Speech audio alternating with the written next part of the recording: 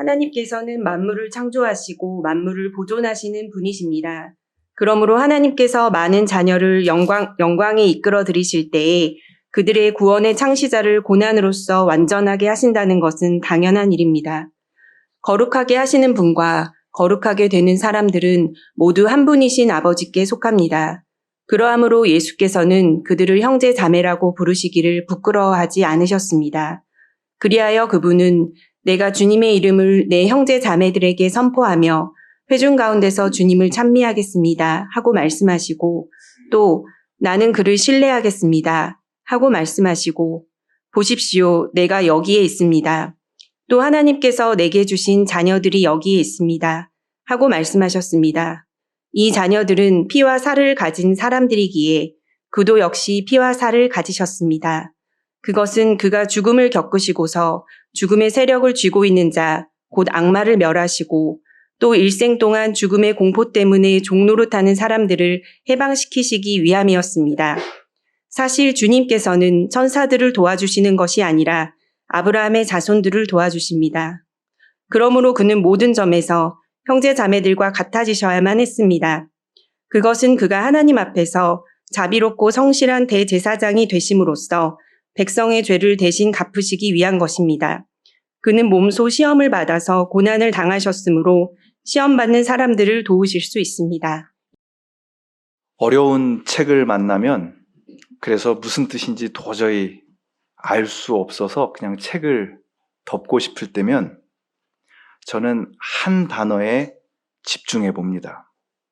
그 한 단어를 붙잡고 천천히 맥락을 살피고 또 다른 단어들도 연결지어 보고, 그러다 보면 미로같이 느껴지던 책의 내용이 서서히 풀릴 때가 있습니다. 인생에서도 복잡하고 어려운 일을 만날 때가 있지 않습니까? 그럴 때 딱 하나에 집중해야 되겠다라는 생각을 합니다. 예컨대 아침밥은 잘 챙겨 먹자. 그냥 그것 하나 붙잡고 힘든 시간을 버텨냅니다. 그래야만 버텨낼 수 있는 시간이 있는 것 같아요. 신약 성경에서는 히브리서가 참 어려운 책입니다. 읽어도 이해가 안 됩니다. 목사도 마찬가지입니다. 그래서 제가 한 단어를 붙잡았습니다. 바로 창시자라는 단어입니다. 오늘 본문 2장 10절에 보면 구원의 창시자라는 말이 나옵니다. 창, 만든다, 창조하다라는 창자이죠. 시자는 시작을 의미합니다. 그러니까 창시자는 시작을 만들어낸 사람이겠네요. 구원의 창시자라는 말은 구원이라는 것의 맨 처음, 그것의 시작을 만들어낸 사람, 그런 뜻이 됩니다. 오늘 본문인 2장에도 그렇지만 히브리서 11장, 믿음장, 히브리서 12장에 가면요 놀라운 표현, 창시자라는 말이 또 한 번 나옵니다. 믿음의 창시자요, 완성자이신 예수를 바라봅시다. 조금 익숙한 표현으로는 믿음의 주요, 온전케 하시는 예수를 바라보자. 그러니까 이 창시자라는 표현이 굉장히 낯설었던 우리의 전 세대 번역가들은 그냥 믿음의 주 이렇게 번역할 수밖에 없었던 것입니다. 제가 그래서 그리스어로 이 창시자라는 말을 찾아봅니다. 그리스 철학자들이 모든 것의 근원, 처음이라고 얘기했던 아르케, 처음이라는 말입니다. 근데 그 처음으로 사람들을 아게인, 인도하는 사람을 가리키는 말이 아르케고스, 창시자라는 말이었습니다.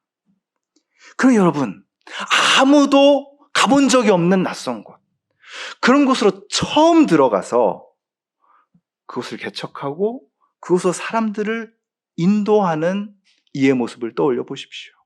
혹은 모든 것의 처음이라고 일컬을 만한 그곳, 그 시작을 향해 무사람들을 인도하는 한 사람을 떠올려 보십시오. 영국의 신약학자 톰 라이트는 이 창시자라는 말을 흡사 깊은 정글 속으로 들어가서 길을 만드는 사람의 모습으로 풀이합니다. 그가 이렇게 썼습니다.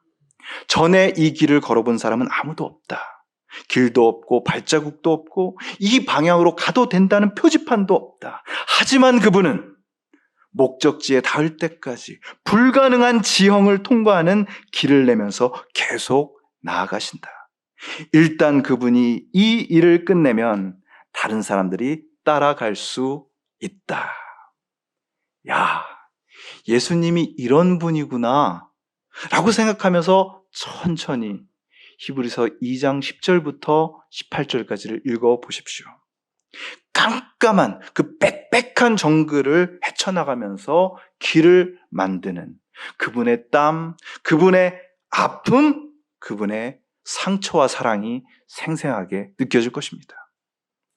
구원의 창시자, 구원이라는 길을 개척해서 모든 사람을 인도하는 분, The Pioneer of Salvation, The Founder, Leader of Salvation. 그렇게 많은 영어 성경들이 번역하고 있습니다.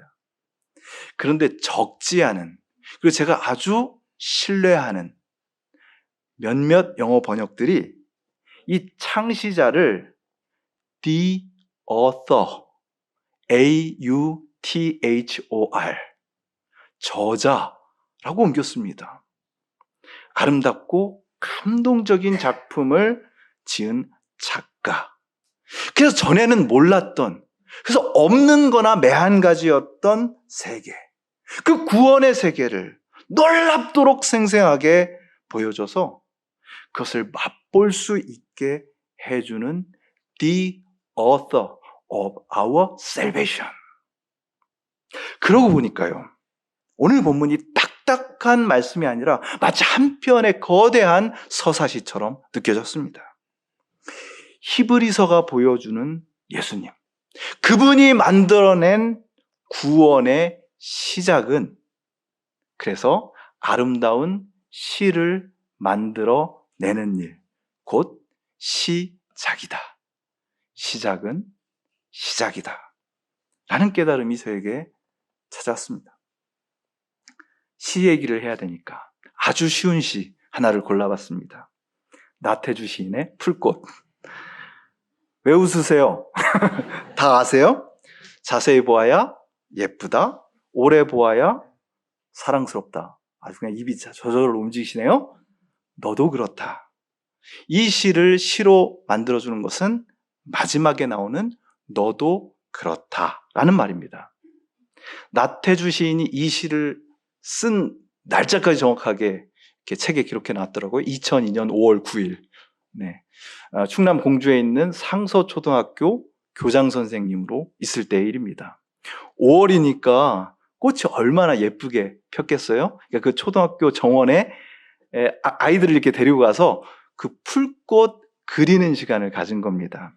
본인도 이제 그림을 그리고 옆에 애들도 그림을 그리고 있는데 아이들이 그려놓은 풀꽃들 보니까 이게 풀꽃인지 뭔지 모르게 막 그냥 좀 엉망이다 싶었나 보죠? 그래서 야, 좀 자세히 봐라. 그래야 예쁘지. 오래 봐야 봐. 그래야 사랑스럽지 하고 잔소리를 했다지 않습니까? 근데 문득 그렇게 선생님들한테 지청구 먹고 있는 그 아이들이 풀꽃처럼 보인다는 사실을 깨닫게 됩니다. 그래서 그 작은 풀꽃을 보던 시선이 갑자기 그 아이들에게로 향하는 그런 변용, 그리고 반전이야말로 공감을 일으키는 좋은 시가 되는 길이다라고 나태주 시인이 말합니다. 저는 오늘 본문인 히브리서 2장 10절부터 18절을 읽으며 그런 변용과 반전을 느끼게 됩니다.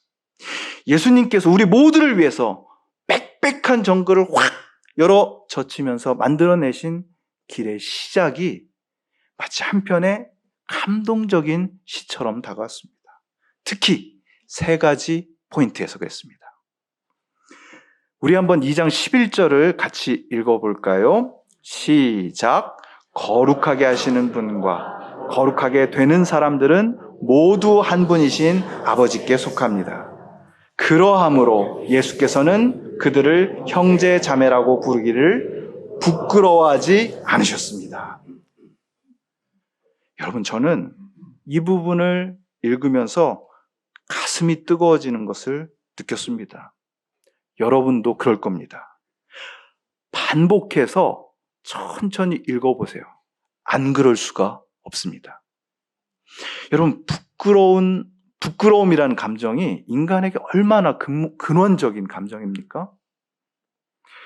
우리가 누군가를 부끄러워한다는 것은요, 그 사람과 엮이기가 싫다는 뜻입니다. 여러분, 가난했던 시절 부끄러움과 관련된 이야기가 제법 많지 않습니까? 초등학교가 아니라 국민학교 친구들이 있는데, 초등학교는 좀 다를 것 같습니다. 어렸을 때 친구들하고 놀고 있는데 아주 꾀죄죄하고 초라한 옷을 입고 아빠가 나타나셨어. 야, 니네 아빠 왔다. 우리 아빠 아냐? 하면서 도망갔다는 얘기 혹시 들어보신 적 있으신지요? 영국의 세뮤엘 존슨이라는 작가가 있는데요. 아버지가 꽤 잘 나가는 사업가였답니다. 그런데 사업이 쫄딱 망했어요. 그래서 먹고 살기 위해서 집에 가지고 있던 책을 시장 바닥에 깔아놓고서 그 책을 팔아서 근근히 먹고 살았다는 겁니다. 그런 아버지가 너무나도 부끄러웠던 어린 세뮤얼은 그때부터 아버지 근처에도 안 가기 시작합니다. 아버지가 병으로 고생할 때도 아버지를 돕지 않았습니다. 결국 그 아버지가 돌아가신 후에야 그 시장 바닥에 가서 아버지가 책을 깔아놓고 책을 팔던 그 자리에 서서 눈물을 흘렸다고 합니다. 그때 왜 그랬을까? 왜 그랬겠어요? 부끄러웠던 겁니다. 고대 세계에서 이 부끄러움, 수치의 문제는요, 오늘날보다 훨씬 더 막강한 것이었습니다. 인간에게 가장 좋은 것은 명예, 가장 견딜 수 없는 거, 그래서 차라리 죽는 게 나은 거, 그게 바로 부끄러움, 수치였습니다.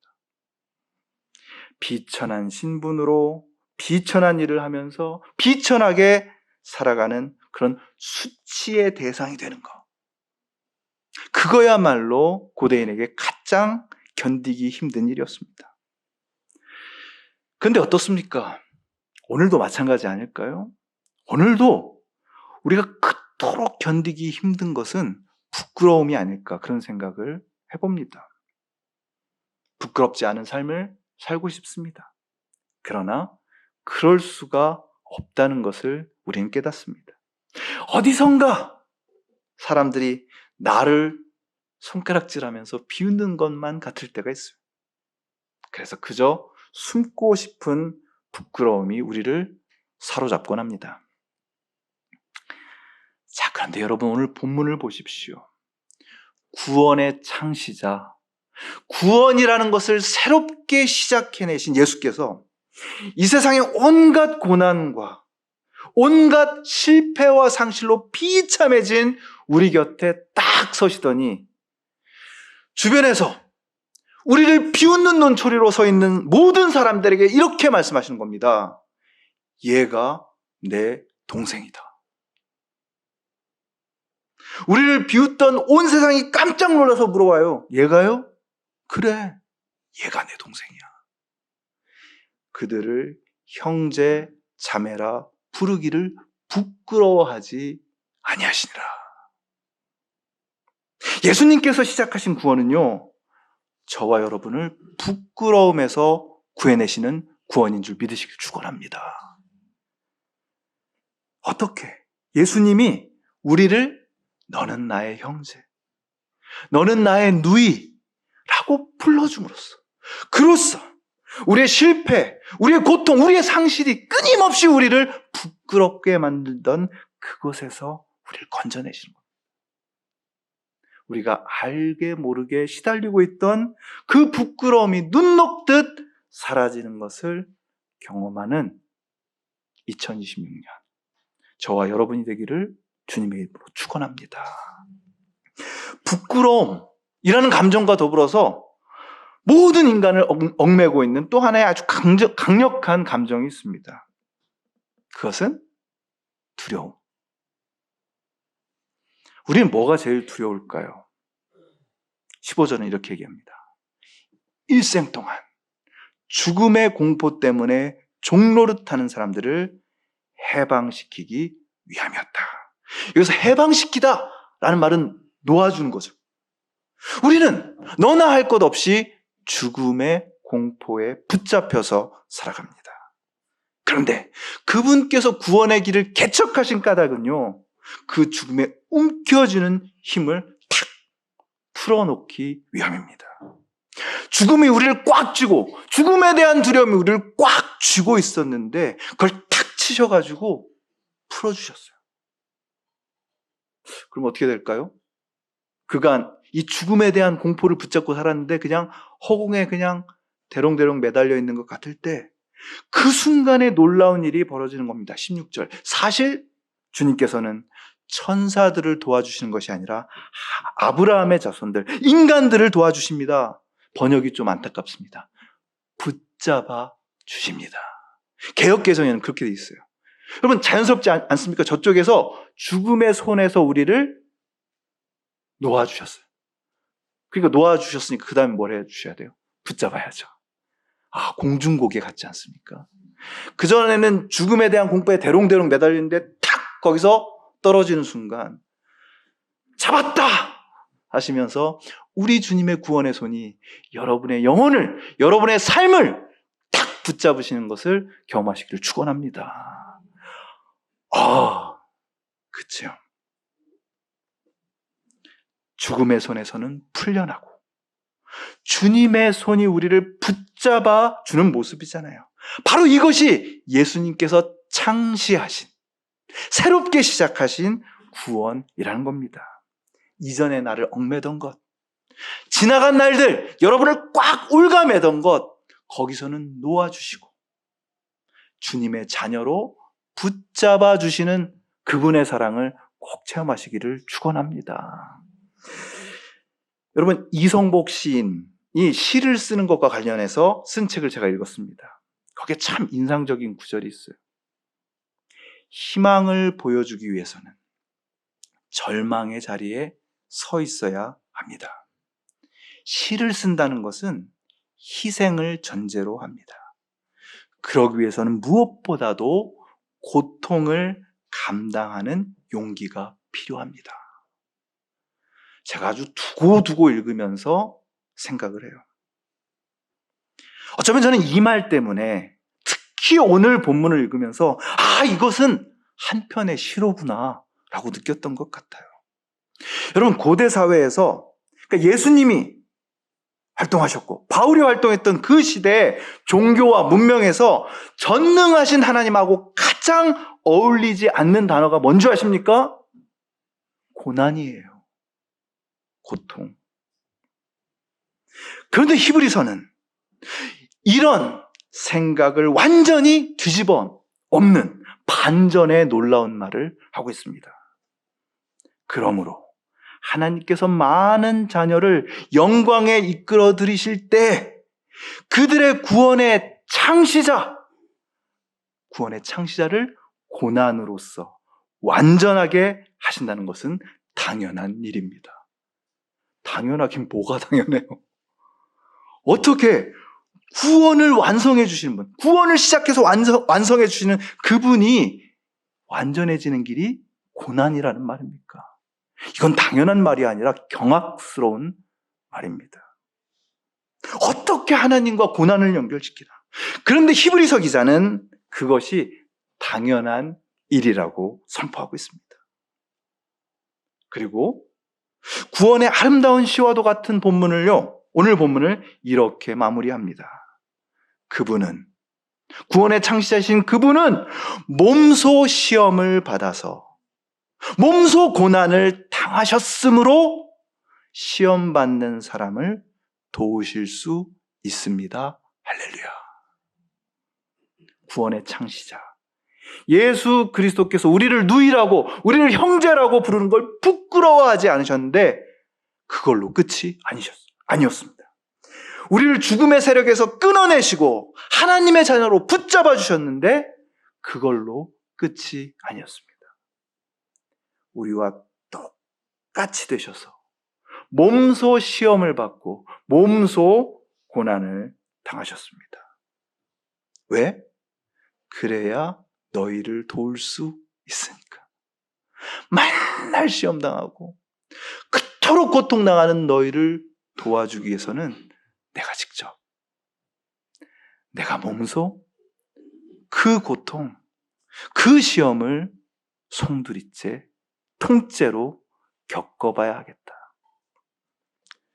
예수님이 창시하신 구원, 예수님께서 새롭게 시작하신 구원은요, 우리가 시험과 고난을 당할 때 그 시험과 고난을 몸소 겪으신 분의 도움을 받는 것입니다. 생생하게. 인간을 온갖 고난으로 무너뜨리려는 힘이 날뛰는 세상에서 인간을 부끄럽게 만들고 인간을 계속해서 두렵게 만들려는 그런 짓누르는 힘이 날뛰는 세상에서 우리에게는 다른 힘이 필요합니다. 새로운 시작을 가능하게 해주는 다른 힘이 꼭 필요합니다. 1944년에서 1945년으로 넘어가는 송구영신의 시간. 그 시간을 독일의 베를린에 있는 한 형무소에 갇혀서 보내야 했던 38의 청년 디트리히 보네퍼. 이제 곧 39이 되겠네요. 그는 새로운 힘이 자신의 영혼을 어루만지는 것을 느끼면서 담담하게 마지막 시 한 편을 남깁니다. 그 시의 앞부분을 제가 읽어드립니다. 선한 힘의 고의, 그리고 고요히 감싸여서 너무나 놀라운 보호와 위로를 받으면서 나 그대들과 함께 이 나날을 살아가려네. 나 그대들과 함께 새로운 한 해 속으로 들어가려네.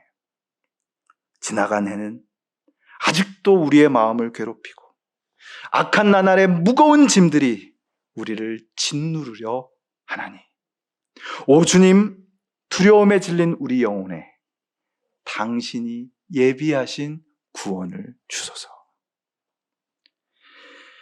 막막한 감옥 안에서 언제 죽을지 모르는 그 두려움의 힘, 부끄러움의 힘, 고난의 힘이 그를 짓누르고 있었지만 그보다도 강한 선한 힘이 그를 감싸고 있음을 깨달은 사람의 시였습니다. 두려움을 뒤집어서 자유가 되게 하고, 부끄러움을 뒤집어서 긍지가 되게 하고, 고난을 뒤집어서 영원한 승리가 되게 만드시는 반전의 힘, 가장 아름다운 힘, 예수 그리스도의 선한 힘에 감싸여 살아가는 여러분 되시기를 축원합니다. 그것이 우리에게 새로운 시간이 허락된 이유입니다. 바로 이것을 위해 몸소 절망적인 시험을 겪으시고 몸소 그 고난을 겪어내신 예수님이 여러분을 도우시고 끝까지 도우심을 반드시 경험하시기를 축원합니다. 거듭의 기도 드리시겠습니다. 구원의 창시자이신 예수님, 부끄러운 우리의 모습을 주님 앞에 내어놓습니다. 그러나 주님은 그런 우리를 너는 나의 형제, 너는 나의 누이, 그렇게 부르기를 부끄러워하지 않으십니다. 그러니 주님, 나를 사로잡고 있는 부끄러움과 두려움의 손을 뿌리치고 주님의 손을 꼭 붙잡고 걷는 우리의 인생길 되게 하여 주시옵소서. 고난 속에서, 온갖 시험 속에서 살아가는 우리를 도우시기 위해 몸소 시험을 받으시고 고난당하신 주님과 매일 새롭게 시작하겠습니다. 내 인생의 가장 아름다운 시, 예수 그리스도의 이름으로 기도하옵나이다.